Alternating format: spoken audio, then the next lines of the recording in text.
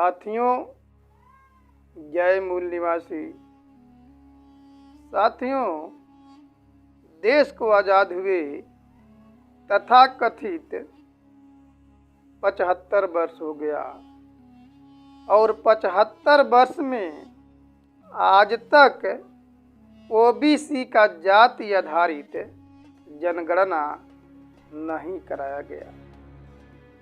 दोस्तों, जब ओबीसी का जाति आधारित जनगणना नहीं कराया गया है तो फिर ओबीसी को आबादी का पता नहीं चल पाता है और आबादी के अनुपात में ओबीसी को भागीदारी नहीं मिल पाती है। दोस्तों, 1871 से 1931 तक अंग्रेज लगातार ओबीसी का जाति आधारित जनगणना कराए और वे लोग आबादी के अनुपात में भागीदारी भी देते थे, माइनॉरिटी को भी भागीदारी देते थे। तो यदि गुलाम भारत में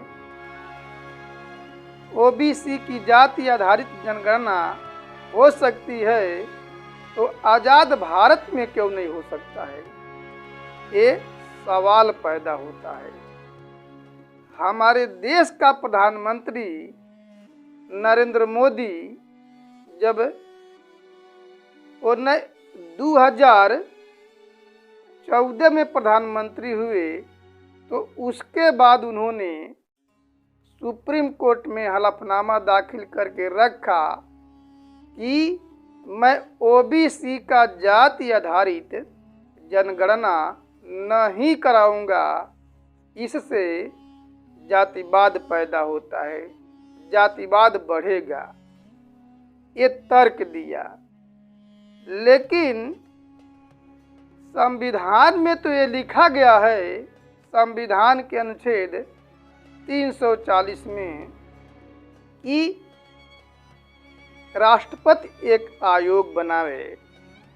आयोग का रिपोर्ट आने के बाद प्रधानमंत्री के सिफारिश के द्वारा राष्ट्रपति के पास जाएगा तो राष्ट्रपति उस पर हस्ताक्षर करेंगे, मुहर लगाएंगे, तब जाकर के ओबीसी की आबादी के अनुपात में भागीदारी दिया जाएगा। इसीलिए बाबा साहब डॉक्टर BR अम्बेडकर इस्तीफा भी दिए थे, क्योंकि ओबीसी की जाति आधारित जनगणना पंडित जवाहरलाल नेहरू भी नहीं करा रहे थे और 2014 में नरेंद्र मोदी तो उससे आगे बढ़ कर के सुप्रीम कोर्ट में हलफनामा दाखिल कर दिया। जब बाबा साहब डॉक्टर BR अम्बेडकर इस्तीफा दिए तब 1953 में काका कलेलकर आयोग का गठन किया गया। अनुच्छेद 340 के अनुसार काका कलेलकर का गठन हुआ। इसका रिपोर्ट 1955 में आया तो पंडित जवाहरलाल नेहरू ने उस काका कलेलकर के रिपोर्ट को संसद के टेबल पर ही नहीं रखा, लेकिन जनगणना कराया। पुनः 1978 में मंडल कमीशन का निर्माण हुआ और 1980 में रिपोर्ट आया जिसमें 3743 जातियों को शामिल किया गया था। यानी अनुच्छेद 340 नहीं रहता तो न तो काका कलेलकर आयोग आता और न ही मंडल आयोग आता। मंडल आयोग के तहत 27% ओबीसी को आरक्षण मिला, क्रीमी लेयर लगा करके सुप्रीम कोर्ट के द्वारा। तो ये संवैधानिक तरीके से हुआ, बेशक उसका पालन पंडित जवाहरलाल नेहरू नहीं किया और इधर मंडल कमीशन भी पूरा लागू नहीं हुआ। तो यदि नरेंद्र मोदी जाति आधारित जनगणना नहीं कराते हैं, सुप्रीम कोर्ट में हलफनामा दाखिल किए हैं, इसके मतलब वो संविधान के विरोध में काम किए हैं, संविधान द्रोह का काम किए हैं। और जो संविधान द्रोही होता है वो देशद्रोही होता है। दोस्तों, नरेंद्र मोदी बड़े बड़े भाषण करता है और कहता है कि हम तो एक छोटी जात के हैं, हम पिछड़ी जात के हैं, और पिछड़ी जात के लोग पिछड़ा समझ करके नरेंद्र मोदी को वोट दिए और देते हैं। लेकिन वो पिछड़ा नहीं है।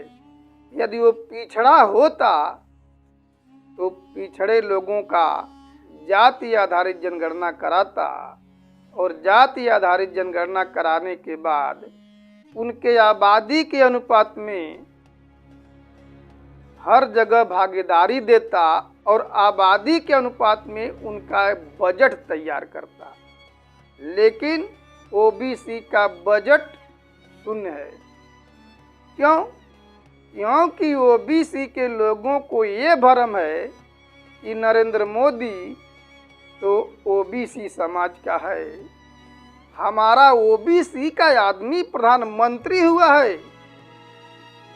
अब सोचिए, इतना गर्व एक पिछड़ी जात के लोग पिछड़ी जात के प्रधानमंत्री पे करते हैं, और पिछड़ी जात का प्रधानमंत्री पिछड़े जात के लोगों का सत्यानाश करने का काम कर रहा है। दोस्तों, नरेंद्र मोदी पिछड़ी जात का नहीं है, बल्कि वह सवर्ण बनिया है। जब 2002 में गुजरात में मुख्यमंत्री थे और केंद्र में अटल बिहारी वाजपेयी प्रधानमंत्री थे, तो नरेंद्र मोदी ने अपने जाति मोड़ घाची जाति को ओबीसी में समायोजित कर लिया। यानी वो नकली ओबीसी है, असली नहीं है। एक तरह से ओबीसी के नाम पे ये धोखा का टाटी है। कैसे धोखा का टाटी है? कि जब किसान खेत में बीज डाल देता है, तो बीज जब उग आता है तो उसकी रक्षा करने के लिए किसान एक धोखा बनाता है। एक पुआल लेकर के, लकड़ी डंडा लेकर के एक धोखा बनाता है और उसमें फटा पुराना कपड़ा पहना देता है, फिर खेत में गाड़ देता है। जब गाड़ देता है तो जानवर भरम में पड़ जाते हैं कि कहीं खेत का रखवारी किसान तो नहीं कर रहा है, किसान खेत में खड़ा है। इसी भरम में पड़ करके पशु उस खेत के आसपास जाते नहीं हैं, वे लोग भरम में पड़े रहते हैं। उसी प्रकार से ओबीसी समाज के लोग भी भरम में पड़े हुए हैं कि नरेंद्र मोदी ओबीसी का है। तो यदि ओबीसी का है तो 314 आईएएस जो क्रीमी लेयर लगा के उन आईएएसओं को निकाल दिया गया था, ट्रेनिंग भी लोग दिए थे, उनको क्यों निकाल दिया? यानी ओबीसी का आदमी ओबीसी के विरोध में काम किया। ओबीसी की जाति आधारित जनगणना न हो, सुप्रीम कोर्ट में हलफनामा दाखिल किया, संविधान के अनुच्छेद 340 का विरोध किया, जबकि उसके पहले काका कलेलकर आयोग और मंडल आयोग बन भी गया था। लेकिन ओबीसी के लोगों को ये समझ में नहीं आती है। ब्राह्मण समझता है, हमारा दुश्मन समझता है कि यदि ओबीसी की जाति आधारित जनगणना हो जाएगी तो ओबीसी का आबादी लगभग 60 से ऊपर है, 60-65% से कम नहीं होगा। क्योंकि 1931 में जब अंग्रेज जनगणना कराए थे तो उस समय ओबीसी का आबादी 52% था और 75 साल में तो अभी और ज्यादा बढ़ा होगा। हमको तो अनुमान है कि लगभग 65% से कम नहीं होगा। तो ओबीसी का यदि जाति आधारित जनगणना ब्राह्मण करा देता है, शासक वर्ग करा देता है, जो शासन सत्ता में बैठा है, तो ओबीसी के लोगों को ये पता चल जाएगा कि हमारी संख्या बल इतनी बड़ा है और उसी अनुसार आबादी के अनुपात में भागीदारी मांगने का काम करेगा। तो हम ब्राह्मण जो आज 80% सरकारी नौकरियों पे, कार्यपालिका पे कब्जा कर लिया है, जब ओबीसी को मालूम हो जाएगा कि हमारा हिस्सा तो ब्राह्मण हड़प के रखा है आज तक, तो उसी अनुपात में मांग करेगा। इसलिए ओबीसी को उसके आबादी का पता होना नहीं चाहिए, इसीलिए वो जाति आधारित जनगणना नहीं कराता है। क्योंकि ब्राह्मण 3.5% है और धर्म के नाम पे जब गणना कराता है 52% ओबीसी को भी अपने साथ मिला लेता है तो 55.5% हो जाता है। यानी एबोव आप 50% से ऊपर जो रहेगा वही शासक बनेगा। वैसे 52% ओबीसी खुदे हैं, एबोव 50% से ऊपर ज्यादा हैं, ये खुदे हुक्मरान बन सकते हैं, इस देश के शासक बन सकते हैं, लेकिन आज तक उनके आबादी का पता होने ब्राह्मण नहीं दिया और नहीं पिछड़ों के द्वारा ही पिछड़ों का हक मारा गया, शोषण किया गया। उनके आंदोलन को पिछड़ों के द्वारा ही रोका गया। जब मंडल कमीशन आया तो मंडल कमीशन का विरोध करने के लिए उमा भारती को, विनय कटियार को, कल्याण सिंह को सामने किया गया और उनके द्वारा कहा गया कि बच्चा बच्चा राम का जन्मभूमि के काम न आवे, यह बेअर्थ जवानी है। जिस हिंदू का खून न खौले, खून नहीं वह पानी है। यानी पिछड़े जात को हिंदू बना लिया।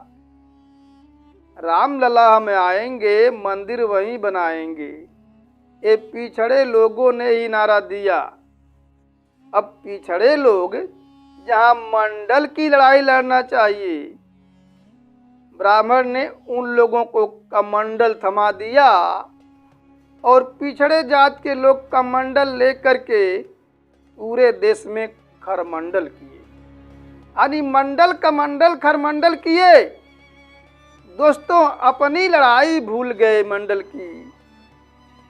उसी प्रकार से जब 2011 में जब वामसेप के लोगों ने ओबीसी की जाति आधारित जनगणना करने के लिए जब पूरे देश में राष्ट्रव्यापी आंदोलन चलाया, उस समय उसको काउंटर करने के लिए, और क्यों चलाया, वामसेप एक हैंडबिल रखा था, छापा था, उसको जगह जगह बांटा था।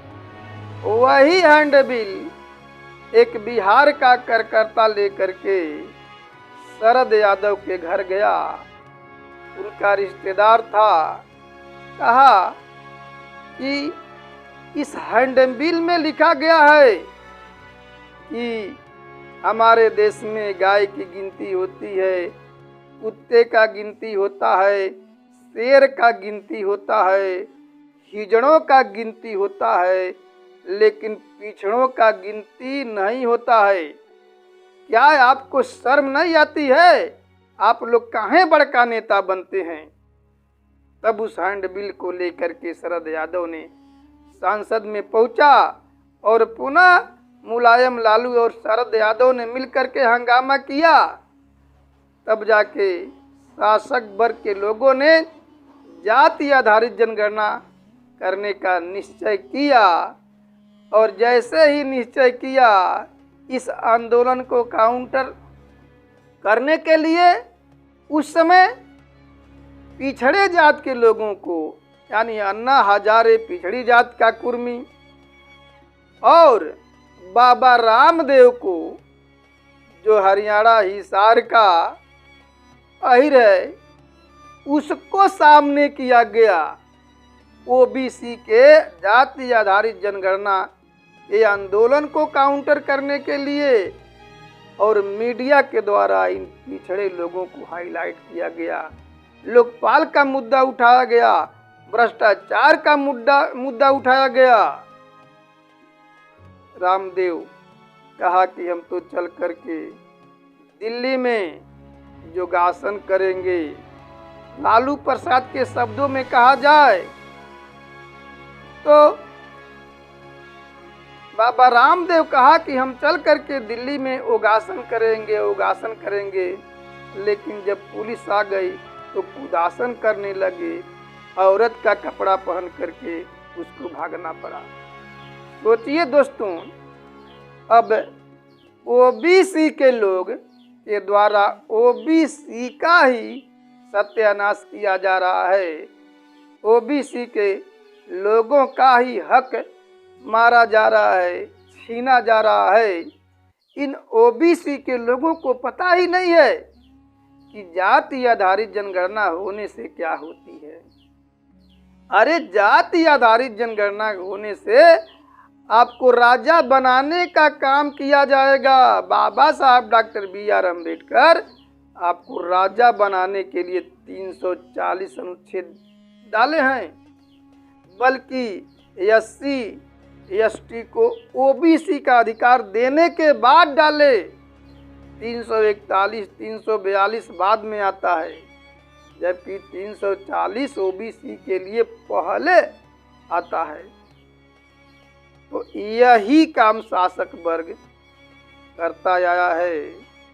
और यदि ओबीसी के लोग अगर संभले नहीं और SC ST के साथ मिलकर के आंदोलन नहीं चलाए तो फिर ये गुलामी बहुत लंबे समय तक खींचेगी। दोस्तों, आपको ओबीसी को ब्राह्मण हिंदू के नाम पे काउंटर करता है। आपका गणना पंडित जवाहरलाल नेहरू भी हिंदू के नाम पे कराया था और भाजपा वाले भी ओबीसी को हिंदू हिंदू कह करके हिंदू के नाम पे ओबीसी की पहचान को ही समाप्त कर दे रहे हैं। इसीलिए मूल निवासी वामसेप चाहे भारत मुक्ति मोर्चा, ये सभी लोगों को मूल निवासी कहे हैं, यानी SC ST OBC minority NT DNT BJNT सभी को मूल निवासी कहे हैं। और जैसे ही आप लोग यदि मूल निवासी आपस में मिल करके नारा लगाते हैं, अभिवादन करते हैं कि जय मूल निवासी, वैसे एक संदेश जाएगा विरोधियों में कि यदि हम लोग मूल निवासी हैं तो कोई विदेशी भी होगा। तो इसको काउंटर ब्राह्मण नहीं कर सकता है। तो दोस्तों, ओबीसी के लोगों से खास तौर से कहता हूँ मैं कि जो ये आंदोलन चलाया जा रहा है अपने आज़ादी का, उसमें आप लोग अपने महापुरुषों को, इतिहास को जानिए, समझिए। फिर यार ललई यादव थे, पिछड़ी जात के थे। पुनः ज्योतिबा राव फूले पिछड़ी ही जात के थे। फिर यार ईबी रामास्वामी नायकर पिछड़ी ही जात के थे। तो पिछड़ी जात के लोगों को, आंदोलन को तो बाबा साहब ने काउंटर करके लड़ा। वो लोग क्षेत्रीय लड़ाई लड़ रहे थे, जबकि डॉक्टर अंबेडकर ने उसे काउंटर करके राष्ट्रव्यापी आंदोलन बनाया। और पिछड़ी जात के लोग कहते हैं, कुछ लोग अज्ञानता में, ये तो अछूतों के नेता थे, दलितों के नेता थे। अरे अगर वो अछूतों के नेता थे, दलितों थे, यदि मानते हैं आप लोग, तो आप लोग ललई यादव को मानिए, पेरियार रामास्वामी नायकर को मानिए, आप ज्योतिबा राव फूले के आंदोलन को लेकर के चलिए। यदि इतना शर्म है तो बाबा साहब तो उन्हीं लोगों को गुरु माना था और पूरे देश में आंदोलन चलाया। तो आप लोग इस देश में शासक बनना चाहते हैं, हुक्मरान बनना चाहते हैं, तो फिर एक बैनर तले आइए, मूल निवासी शब्द के नीचे आइए। तभी हमारे देश में मूल निवासी बहुजनों को आज़ादी मिल सकती है। नहीं तो यदि ऐसे हम अलग अलग लड़ेंगे तो फिर हम कभी सफल नहीं हो सकते हैं। ये लड़ाई लंबी लड़नी होगी, और यदि 85% के लोग एक हो जाते हैं तो 1 साल के अंदर ही वारा न्यारा हो जाएगा।